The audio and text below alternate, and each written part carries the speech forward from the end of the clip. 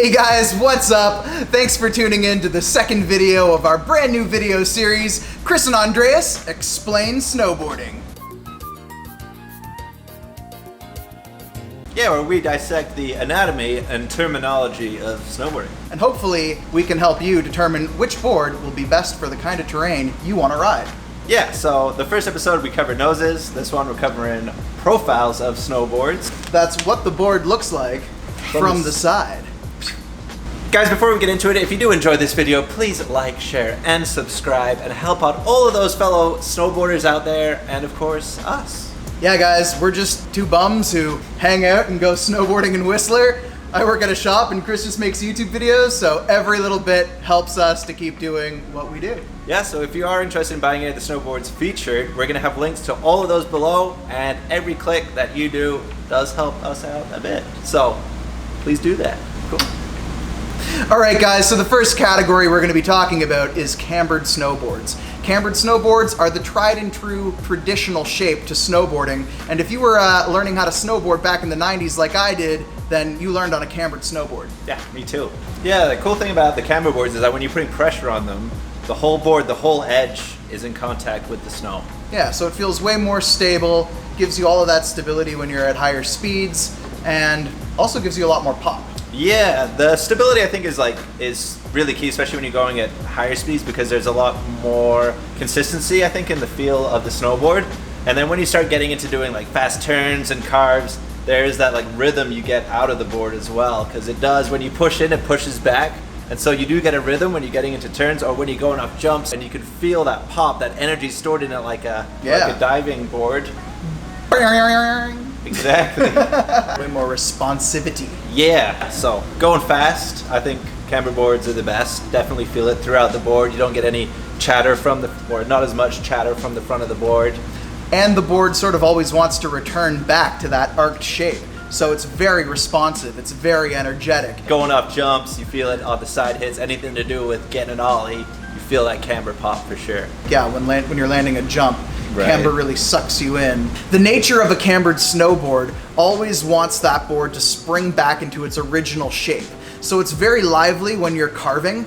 You can imagine you go into one turn, and then when it rebounds you out of that turn, you have all of that energy to then throw into the next turn. So you can really get this like bouncy, springy effect when you're riding a cambered snowboard. Yeah, it actually turns into a bit of a rhythm where you're not necessarily putting in like any more effort, you're just transferring the effort with the board and just using that, which you can't do with other types of profiles. Yeah, pumping it back and forth. You know, good pump going. I think they call it pumping in skateboarding. It is pumping. Yeah. Sounds weird though. 20-year Master Carver champion Ryan Napton always uses a full camber board. He's the kind of traditionalist snowboarder that would definitely be utilizing a cambered board, and that's how he's capable of doing all of that tight, technical Euro carving that he does. I want to see him on a rocker try that. Yeah, I want to see Ryan Napton like try to follow me through Kybers. But of course, no snowboard profile is perfect, and camber does have a few disadvantages. Yeah guys, while camber is great for stability and pop, it kind of lacks easy turning initiation and the ability to float. Learning on a camber board can be a little bit more difficult because it is generally less forgiving than some of the other types of snowboard profiles. Yeah, because the whole edge is making contact with the snow, it's a little bit hookier feeling, so it's not as loose. And I know from watching beginners, you do see them catching a lot of times, like right on their edges, on the extremes of the boards by the nose or the tail, which is because of that profile. Yeah, you'll hear someone say, I was just riding along, caught an edge and went flying. Typically that happens more so on a cambered board because of its shape. Yeah, and then the other disadvantage too is, I find in powder, you have to lean back a lot more than other types of boards, and so it does give you a little bit more leg fatigue on your back leg, and you do lose a little bit of control because of that too. Yeah, you know, the natural shape of a cambered board kind of wants to keep the nose of it locked down onto the snow. So you have to really try to get it up and out of that snow to keep it planing. Which is why a lot of powder boards don't have cambers. Or they have camber, but they utilize a giant rocker section in the front. A giant rocker section. Rocker? What's a rocker? A rocker? I don't know. Excellent! Alright guys, so the next category we're moving into is rockered boards. Rockered snowboards are kind of like the opposite of camber, and they're shaped like a banana. I am a banana! They were originally popularized in 2006 with the advent of Libtech's Skate Banana. Yeah, it's basically the opposite of camber. It's a reverse camber, hence the smile shape, and it gets the name rocker from its rocking chair, rocking horse-like rockingness. Yeah guys, there's many different marketing terminologies. You might hear rocker, you might hear reverse camber, you might hear, what were some of the other ones? Oh, wait. Pickle technology. Pickle, yeah. There's pickle, there was like mustache technology Banana or something. tech. Yeah, lots of different marketing terminologies. The key thing to remember is that it's reverse camber, the opposite of camber, or if you like, it's easy to remember banana because it's shaped like a banana. Banana pointed up, Yeah. because the banana could point down. Well, no, it would topple over and be on its side then, Chris.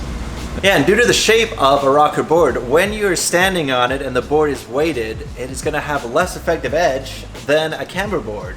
Yeah, so by having a shorter effective edge, it makes the board a little bit looser, easier to initiate a turn, and definitely less hooky. What is an effective edge? An effective edge is the amount of edge that's making contact with the surface of the snow. Yeah.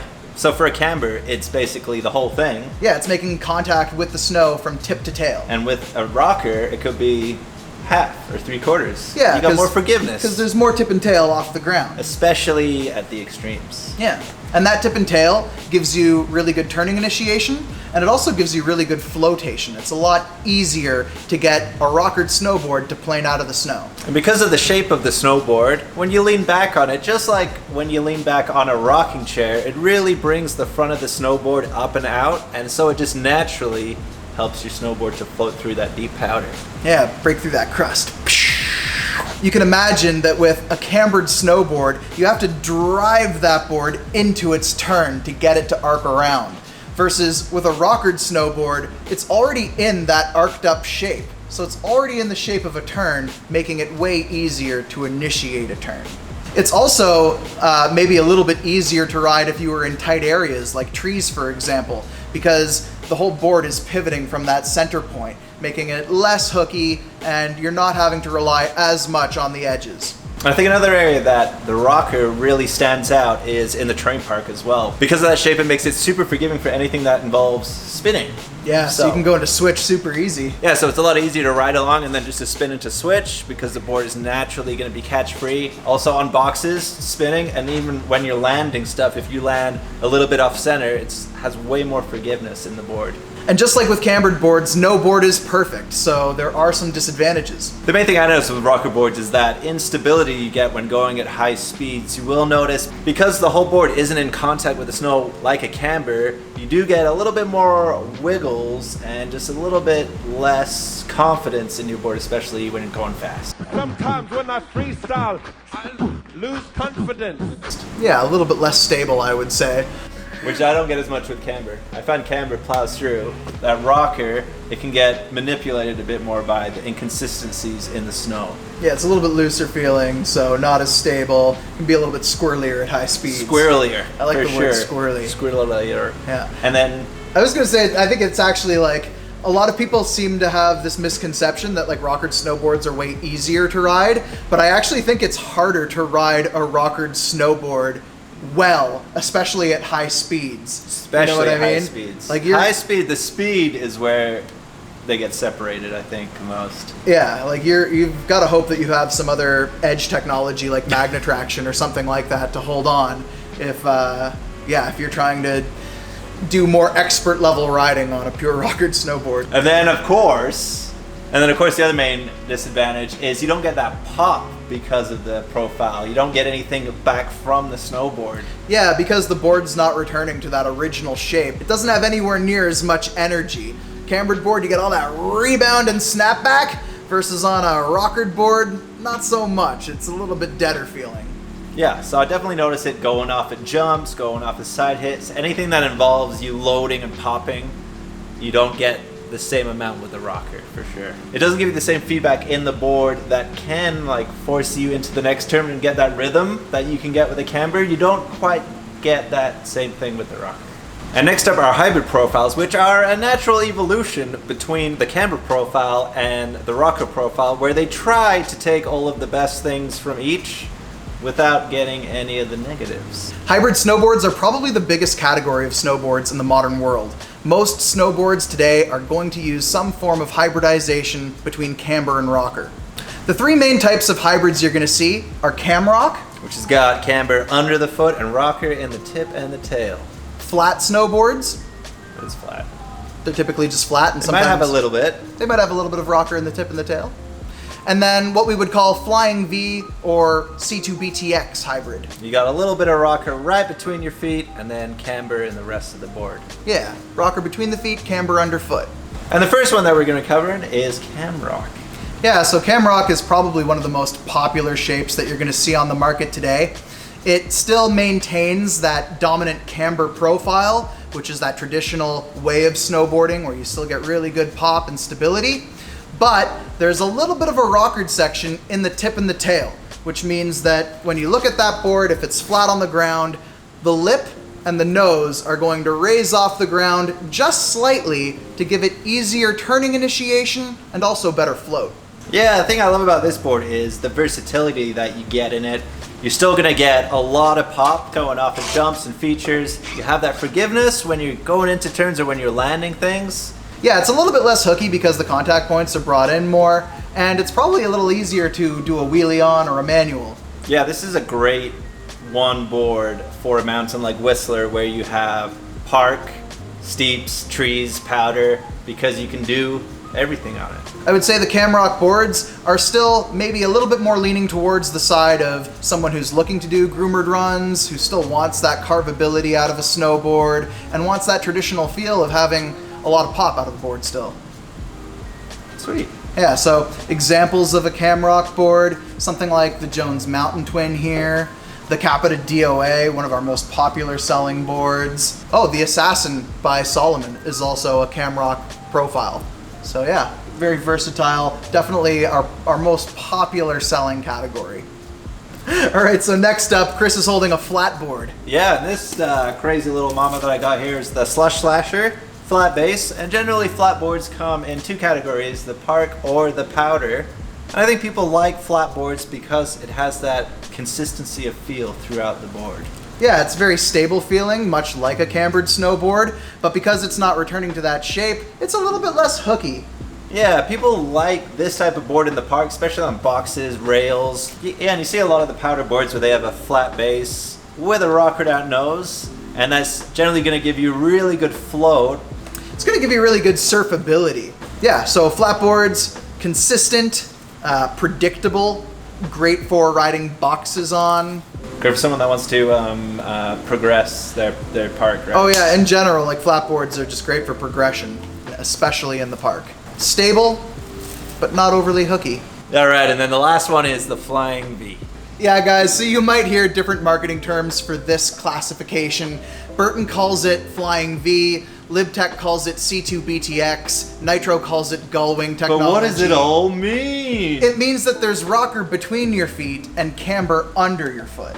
But what does it all mean? So the rocker between your feet helps with turning initiation, helps with flotation, because you can lean back on the board and the front end will pop up. But then the cambered zones that are under your foot still give you stability and pop. Yeah. So again, it's a board that's trying to do the best of both worlds. Speaking of, I ride that board. Well, not that specific board. Yeah, you ride that shape. Yeah, so I ride the T-Rice almost every day here in Whistler, and I do find it has great versatility. I love it for almost every condition. Yeah, and the good thing I like about it too is that it's a board you can ride twin and still ride powder, regular, or switch, which is awesome. When I get that person that shows up fresh to town and they want one board to do a little bit of everything, this is the style that's great if they're looking to get off-piste. If you want a board that handles both groomered runs and can go into the trees and the powder, this board's a very versatile option. Question I know is in your guys' heads right now is when to choose between our three different hybrids. What conditions would you want this board over this board over this board? So I think that if you're still that traditionalist snowboarder, you probably want some camber in the overall shape of your board. So if you're thinking that you're gonna go everywhere, but you're gonna spend the majority of your time in resort or on piste, I would probably go with the Camrock shape. Versus if you're coming to the resort and your goal is to sort of go off piste as much as on piste, I'd probably buy the Flying V because it's a little bit looser, it's a little bit more surfy feeling for when you're off piste or out in the powder. And then I think with the flat boards, I would choose that specifically if I was going to be riding park, you know, doing a lot of boxes, or maybe I'm getting into park and I want it to feel, you know, easy. Or I would buy that full flat board if it was in that powder shape and I'm looking for like a really good surfing capable board for a 30+ centimeter day. Nice. Yeah. I think the important thing to remember with these boards and everything is that a lot of this is our knowledge and opinion. The best way to get a feel for the boards is to go and try them out. Yeah, like it's not that one shape limits you down and it's like, oh, because this board is flat, it's a park board, or because this board's a cambered board, it's more for free ride. It's sort of like different shapes can still utilize different techniques and styles of riding, but these are just good generalities to keep in mind. Yeah. Yeah. But I would say, like, if it's your first day snowboarding and you're not A skater or surfer. Yeah, if you're not committing to like 20-something days this season, maybe you're only going out like 3 or 4 times, starting on a rockered snowboard is going to be a lot easier just because that board's already in that shaped up turned position, so it's a lot easier to initiate a turn. Yeah. Less hooky, you're not going to go flying. When you guys do go to rent or buy snowboards, make sure that you talk to the people and you give them as much information as you can about what things you want to ride. And if you don't trust them, you can always trust us. So guys, there's so many different types of profiles and shapes to snowboards. I think the thing that we want to drive home is that really it's a great idea to try to test out as many different boards as you can before you buy a board. That way you'll get to know exactly how it rides and what to expect. Yeah, it's like with there being no best ice cream flavor or no best car or best redhead. There's no best profile. It just depends on personal preference, personal riding style, what type of riding you're going to be wanting to do. Yeah, you know, some people will ask me, they're like, what's better, rocker or camber? And I'm like, it's not specifically one is better than the other, it's that they have sort of different uses. A cambered board is going to feel way better on just a groomered run where you're trying to get that performance carving, versus a rockered board is going to feel a lot looser, and it's going to work a little bit better when you're in tight areas like trees or in the powder.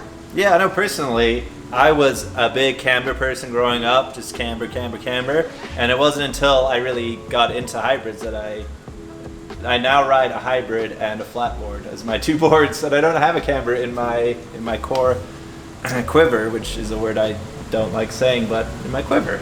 Yeah, I'm the same. I mean, the majority of the time I'm riding a hybrid board. I ride the Libtech Orca, which has C2 BTX, rocker between the feet, camber under the foot.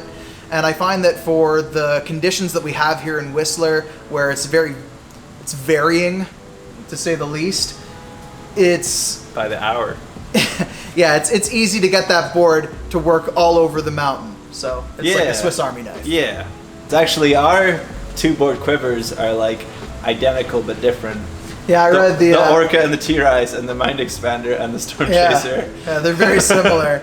2 Libtech all-mountain hybrid boards and 2 Jones boards. Thanks for watching, guys. We got a whole bunch more videos coming up, a lot of different topics to cover. The whole shop is like full of brand new stuff that's come in, so we got a lot of different videos to make. A lot of new gear coming out real soon, all the 2021 gear. I'm excited. Yeah. And if you guys enjoyed this video, please make sure you like and subscribe. Smash that like button. And we'll see you in the next one. We'll see you on the next video of Chris and Andreas Explain Snowboarding. Snowboarding!